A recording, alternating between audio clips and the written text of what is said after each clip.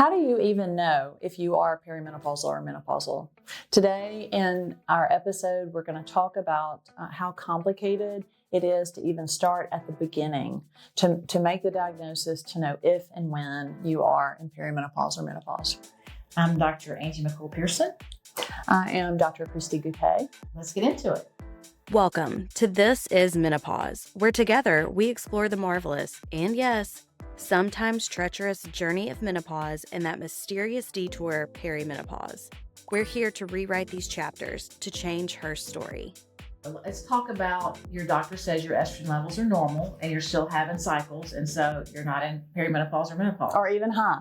The estrogen level is high. Yeah, so even better. Like, oh, it's high, you're good. These symptoms are not being caused by your hormones. So let's talk through that and how that is a misconception. Right. And how it frustrates patients. Yes, very frustrating. It is complicated. It is really complicated making the diagnosis of perimenopause. So let's talk about it. Let's dive into those details. The reason it is complicated, there are many reasons, and they're really good reasons. Yes, especially, and I tell patients all the time, once you become truly menopausal and have gone through the menopausal transition that can take, 2 years, it's a little easier to diagnose. But in the perimenopausal period, because you have this inefficiency in the way your ovaries work, they don't ovulate every month. So you don't get the normal feedback loop to your brain that tells your brain, okay, this ovary's working. You don't have to keep trying to stimulate it.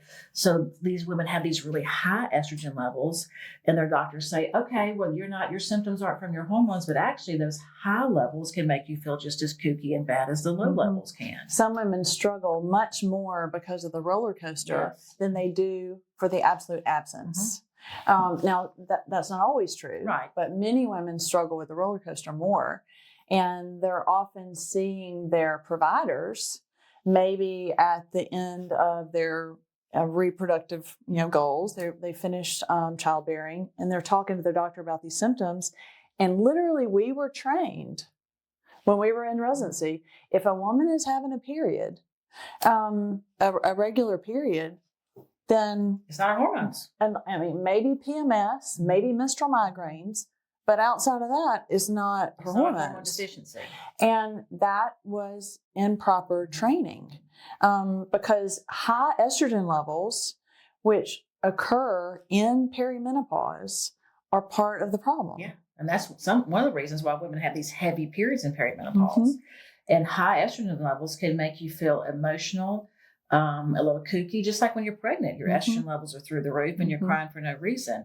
So that roller coaster is, like you said, it can be worse than the actual menopause where everything's completely gone. And so frustrating for a patient to talk to her doctor about it, and then the answer is, your hormones are normal. Yeah, there's nothing to do. You got to figure out something else that's going on because this is not it. So that it's complicated. Very, because we're complicated. Our bodies are complex, and especially after that mid-40 to the probably mid-50 decade, it's really complex because so many things are changing, and then they change, and then they go back to, ovaries function again, and they shut off a little bit, and they function again, and that just makes it even more complex.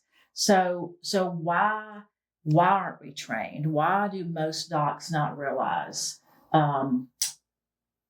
That, okay, maybe there is a problem with hormones here. Well, number one, diagnosis is hard. When a woman still has a uterus that has not had an ablation, has normal anatomy, no history of polycystic ovary syndrome, it's still hard to diagnose perimenopause. But that's the easiest circumstance. If a woman has had a hysterectomy, if she's had an ablation, it makes it even harder. You don't have a cycle history to talk about. Exactly. You say, I don't have a period, but sometimes the patient will forget to tell you, I've had an ablation, and that's why I haven't had a period in 12 years. Right. The other thing I think is that women were underrepresented in medical studies throughout history. And we finally get this huge study at the turn of the century, all focused on women's health, and it did us no favors whatsoever because the data, put us back. So that WHI trial came out 25 years ago, and it truly halted progress. So So that emphasis on laboratory assays, coming up with guidelines for diagnosis, all that stuff stopped because doctors don't want to focus on trying to diagnose something that they're not willing to treat. No. And the WHI trial really did that. So that tide is changing, and we're shifting that. I've got a patient in mind that specifically this happened to. I mean, she sees her obstetrician. Your estrogen is high, and she. I probably was the third physician that she came to talk to about it. Yeah. And ultimately, we do put her on medicines that have hormones to stabilize the highs and lows. Roller coaster. Yeah, so that can be really effective, and she feels so much better with just stabilizing that roller coaster. And then what about the patient who we put on hormones and she comes back and says, whether we put them on low dose OCPs because they're still cycling, or we go ahead and put them on some compounded HRT, or either write them a prescription, and they come back and say, I don't feel any better, or nothing's changed.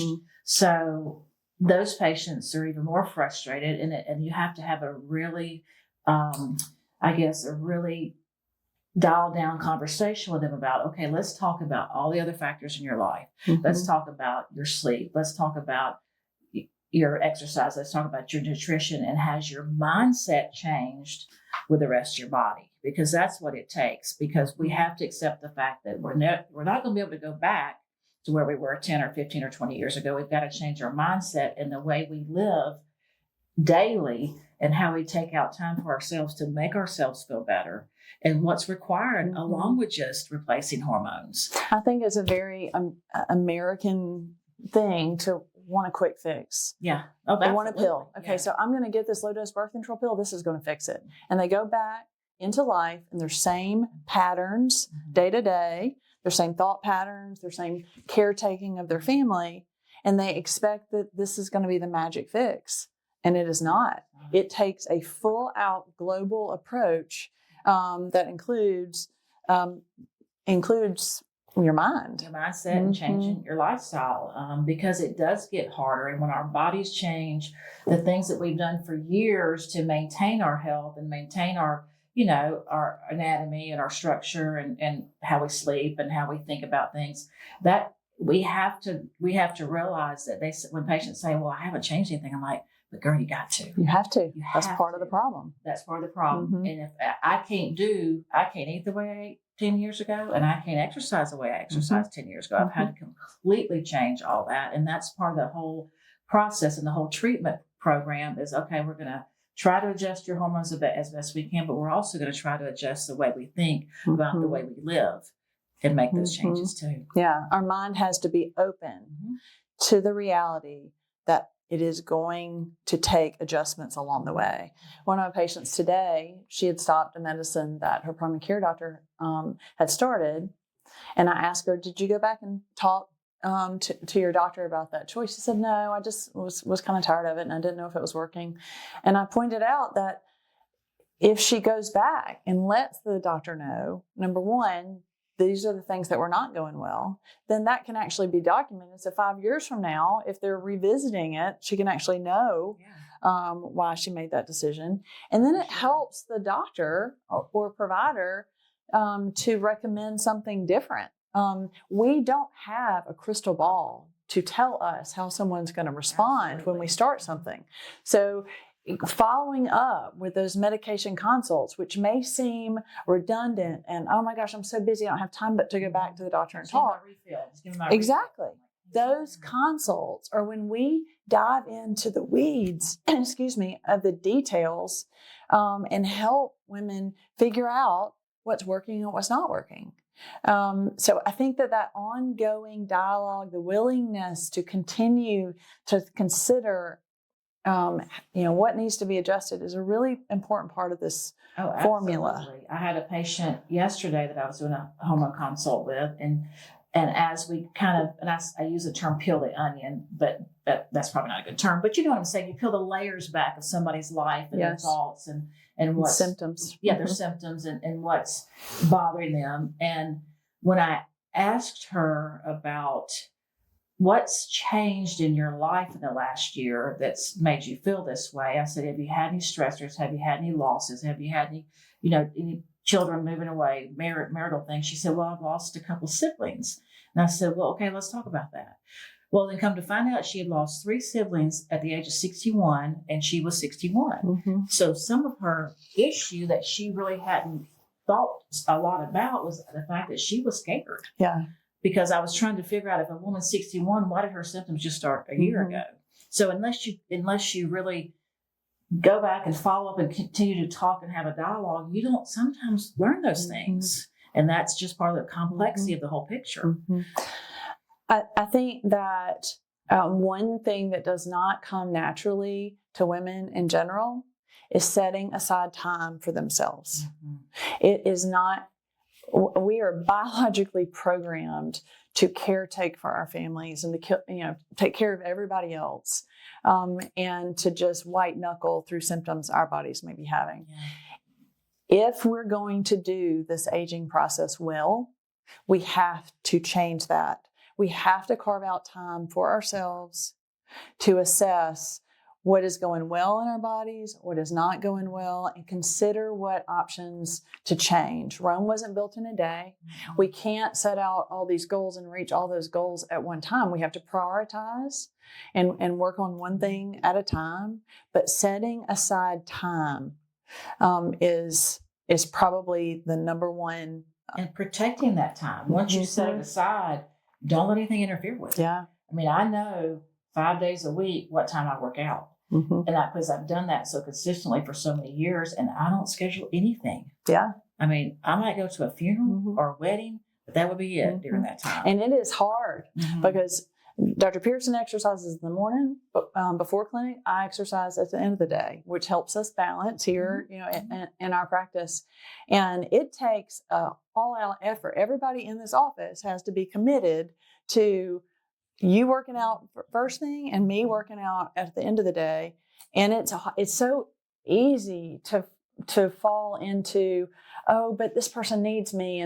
I have to protect that for myself to keep myself sane and to keep everybody else sane. Around you. So carve it out and protect it. Yes. And I think that's probably step number one, is to make the decision that aging well is worth it. It's a commitment. It's a daily commitment.